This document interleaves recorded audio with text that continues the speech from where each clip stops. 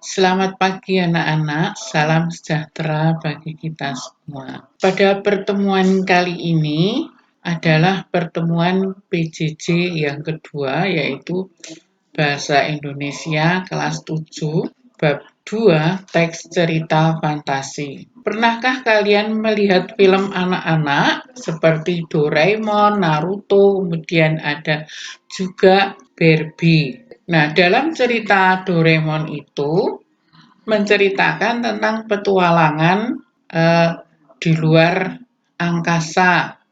Kadang-kadang petualangan yang dialami pada masa lampau, bukan masa sekarang, dengan menggunakan alat yang dimiliki oleh Doraemon yang mempunyai alat sebagai benda ajaib atau kesaktian yang dimiliki oleh Doraemon itu sendiri.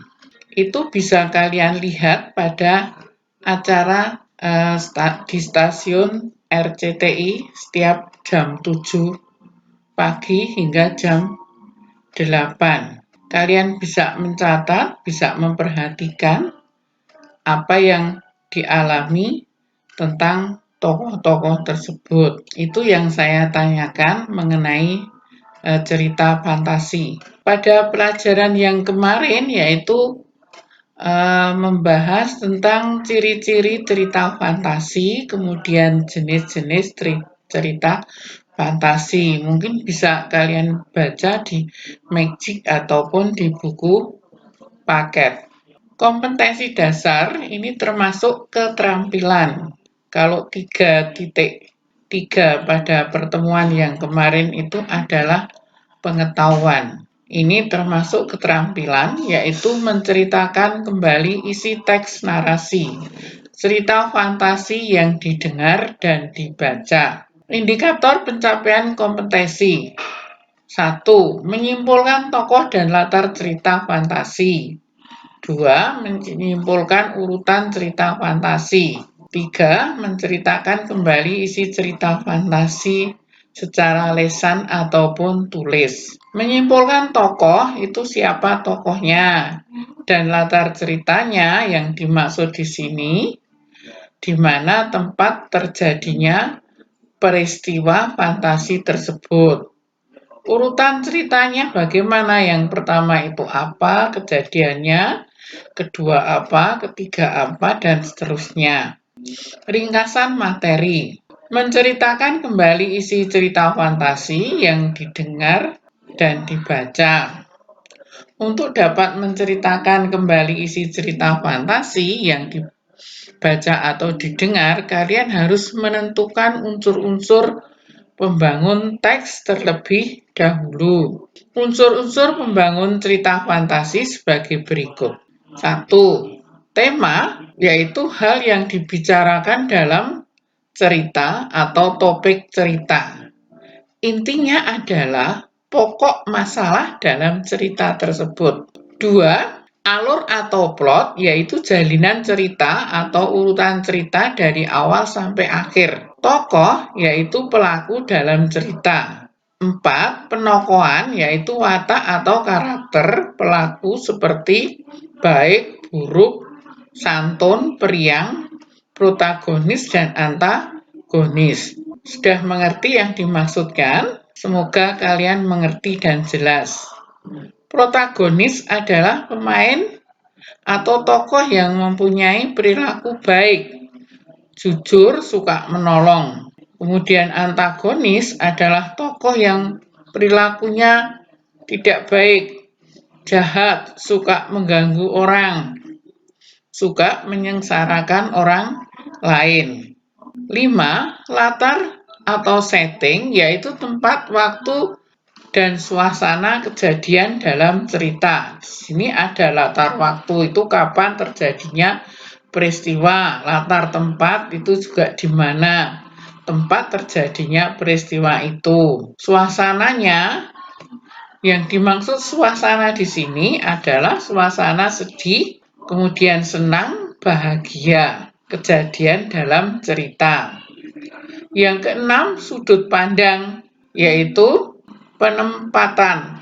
si pencerita dalam kisah, misalnya sebagai orang pertama atau orang kedua, dengan memasukkan diri sebagai bagian cerita. Itu yang dimaksud dengan sudut pandang. Sudut pandang orang pertama itu menggunakan tokoh aku. Pengarang ikut menjadi tokoh di dalam cerita tersebut. Amanat, yaitu pesan atau pelajaran yang kita ambil dalam cerita. Pelajaran apa yang kita ambil dalam cerita setelah kita menyaksikan cerita tersebut? Kita bisa mengambil contoh dari tokoh tersebut. Hal yang baik bisa kalian tirukan, kemudian yang tidak baik tidak usah ditirukan. Gaya bahasa yaitu pemilihan kata atau diksi dalam karya sastra menggunakan majas. Majas itu adalah kiasan. Untuk dapat menceritakan cerita fantasi, kalian perlu memperhatikan langkah-langkah berikut. Pertama, membaca cerita dengan cermat, teliti. Kedua, memahami isi cerita secara menyeluruh. Ketiga, memperhatikan urutan cerita serta unsur cerita intrinsik cerita. 4. Menentukan tokoh cerita yang menjadi bagian penting dari cerita tersebut. Ini yaitu urutan peristiwa atau bisa juga dikatakan kronologisnya seperti apa dalam cerita tersebut. 5. Merangkaikan kembali pokok cerita secara urut dan lengkap. Jadi kalian bisa menulis pokok-pokok ceritanya, terus kemudian kalian rangkaikan menjadi sebuah cerita dalam bentuk paragraf. Saya harap kalian mengerti yang harus saya sampaikan tadi ya. Untuk mengetahui bisa dan tidaknya kalian tentang pembelajaran ini, kalian harus mengerjakan tugas sebagai berikut.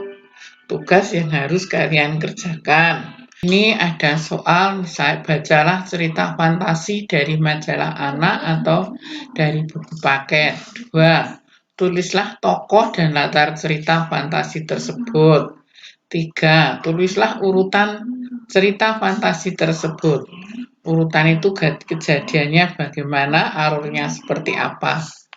4. Tulis kembali cerita fantasi yang kalian baca. Misalnya kalian membaca, kemudian kalian tutup bukunya, kemudian kamu tulis kembali apa yang kamu ingat. Nah, kalian bisa melihat cerita fantasi atau film melalui stasiun TV. Contoh Doraemon atau Naruto. Kerjakan di buku tulis. Ya, nanti kalau sudah dikerjakan, sudah selesai bab 2, bisa dikumpulkan di sekolah. Terima kasih kalian sudah mengikuti pembelajaran ini. Sekian dulu. Selamat pagi, semoga kalian lebih semangat untuk belajar di rumah. Jaga kondisi dan kesehatan.